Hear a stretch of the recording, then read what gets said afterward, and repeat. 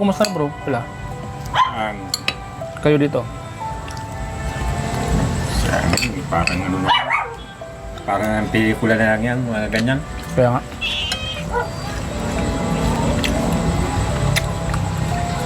Isipin mo lang pelikula, no? Parang pelikula na lang yan. Kanya-kanyang pag-iisip tayo ay hindi man tayo parehas ang isip. Tama. May iba-iba tayong isip, di ba? Ano masasabi mo puro sa mga nangyayari? Sa akin ay yung mga nangyayari yan, dapat matapos na.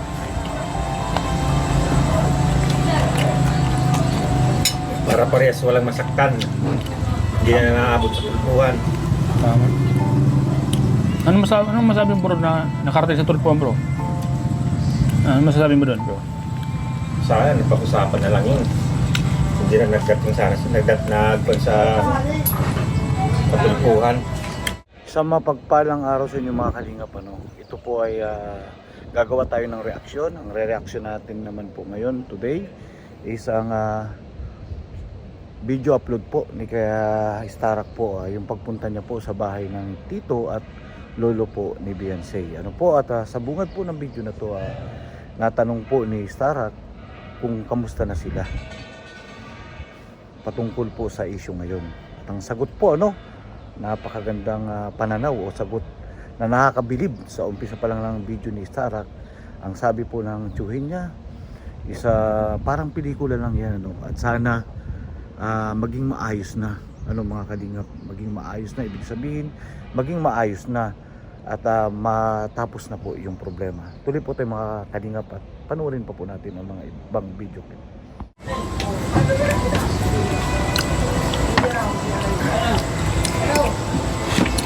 Kung kaya pa naman ayaw, ayusin na lang yun nila. Sana sa barangay lang usapan, no? Sa barangay na lang. Ayun mga kalingap, sana daw pinag-usapan na lang daw muna, at hindi na nakarating sa tulpuhan.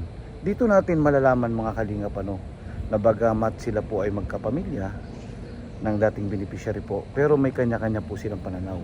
At dito sa napapanood natin, sa ginagawa nating reaction na naka-upload po sa channel po ni Starak, makikita natin dito na po yung iba po talaga yung pananaw, parang ang gusto po ay ayusin na lang at hindi na dapat po nakarating doon sa tulpo, at para wala na pong parang wala na pong problema mga kalingap. Tuloy po tayo. Hanggang muna sa live nangyari, ano bro? Grabe. Nag-usap kami Kuya Brad? Hindi pa. Hindi pa napunta dito? Wala nang nangyari? Gayo bro, nangyari, no? Ano mo sabi bro sa nangyaring gulo? Hindi ko man na masabi. Anong i-advise mo sa kanila? Ay, advice ko lang sa kanila, dapat tapusin na nila yan. Para walang masaktan. Tama, no? Para wala nang sakitan ng loob. Bawat both side, ano? Bawat Bawat isa. mm, Unawain na lang.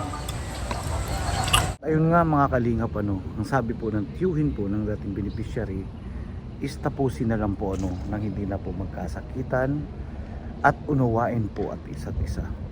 Dito mga kalingap, makikita po natin talagang bagamat magkapamilya sila, iba-iba po ang pananaw, dito po sa tiyuhin ng dating beneficiary, makikita po natin na talagang yung kaayusan po at magkaunawaan at mag-usap na lang po sa barangay at hindi na lumala pa, katulad po na nangyari mga kalingap, na talaga namang yung pagpunta nila sa mainstream ay lalo pong dumami ang basya. Dito po sa pananaw ng tiyuhin po ng dating beneficiary, makikita natin na sana inayos na lang sa barangay nang hindi na po magkasakitan at magkaunawaan na lang po ang isa't isa. Tuloy po tayo mga kalingap. Ano masasabi bro doon sa mga nag-react? Yung tama lang na pag-react nila. Sa tingin mo may sobra? Wala naman. Pero ayos lang yung nila. Hinahanap nila yung tama. Pinagdudugtong-dugtong ko ng tama, no? Kung ano yung dapat na ginawa sana, no? Inahanap nila yung tama. Kung hindi naman natin hanapin yung tama, hindi puro mali na lang. Tama. And ayun pa nga mga kalingap at tinanong ni Starak kung anong masasabi po sa mga nagre-reactor. Ang sabi po ng tiyuhin, okay lang naman basta nasa tama. Dahil sa tingin daw po ng tiyuhin ni dating beneficiary, paano natin malalaman ang katotohanan, mga kalingap? At yung reaksyon daw po na ginagawa ng mga reactor ay nagtatanong lang kung ano ba talaga yung katotohanan po, mga kalingap. Tuloy po tayo.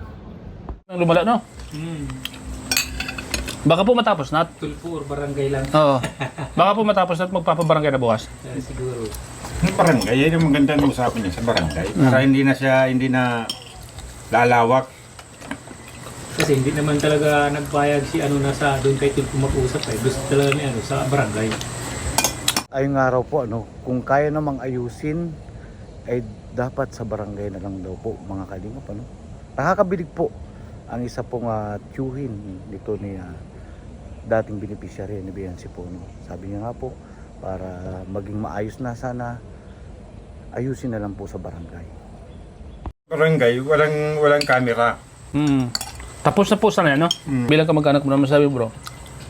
Dapat sa gitna lang, no? Sa gitna lang. Kung anong tama na, bro. Hanapin yung tama. Tama. Hayaan yung may mga katungkulan na mag-ayos, no? Sa barangay, pag-aayusin lang naman yan. Wala naman siya sa barangay. Kaya nga, pag-aayusin, kung ginawa po sana dati yan, okay na po sana, no? Yung una pa lang. Hindi naabot sa mga ganun. Saan nagsimula yan? Yan lang din, hindi natin alam. Ayun, pati po yung lolo ng dating beneficiary, sinasabi niya na sana nagpabarangay na lang po at hindi na lumawak po yung issue. Dito makikita po natin na yung lolo at tito, ang sinasabi po nila ay nagpabarangay na lang sana at hindi na nagpunta sa tulpo at na naging maayos na at hindi na lumala yung sitwasyon, mga kalingap. Tuloy po tayo at meron pa po ditong video na talagang makikita natin na hindi lang po netizen ang naapektuhan. Meron po dito, mga kalingap, na parang nagpapautang yata or kapitbahay nila na nag-away po. Magkaiba po sila ng opinion, mga kalingap. Tuloy po tayo. Na dito, yung mag-asawang yung nagpapahulugan ng araw-araw dito. Nagtatalo ang dalawa. Saan nagtatalo? Sa cellphone? Sa mga hinasalita ng babae. Ay nung kuwan. Yung lalaki naman ay panig kaibigan. Yung mag-asawa dito po. Yung mag-asawa dyan. Taga-Pambuan. Nang dahil po dyan sa issue na yan, nag-away na yung mag-asawa. Yung lalaki, pabor kay Edge. Kaibigan. Yung lalaki. Yung babae. Sa mga vlogger.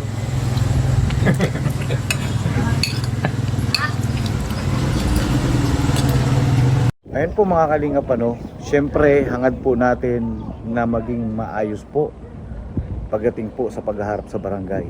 Dahil dito po, mga kalingap, makikita natin at nakakabilib po yung opinion po ng tiyuhin at saka lolo. Sana nga raw po hindi na umabot sa tulpo at pinag-usapan na lang po sa barangay, mga kalingap. Napakalinaw po ng mensahe ng lolo at tito po ng dating beneficiary. Ano po, mga kalingap, hanggang dito na lang po. Kalingap Gala. Shoutout po kay Kuya Bal sa Matubang. Shoutout kay Sarah. Bye-bye po, mga kalingap. Salamat.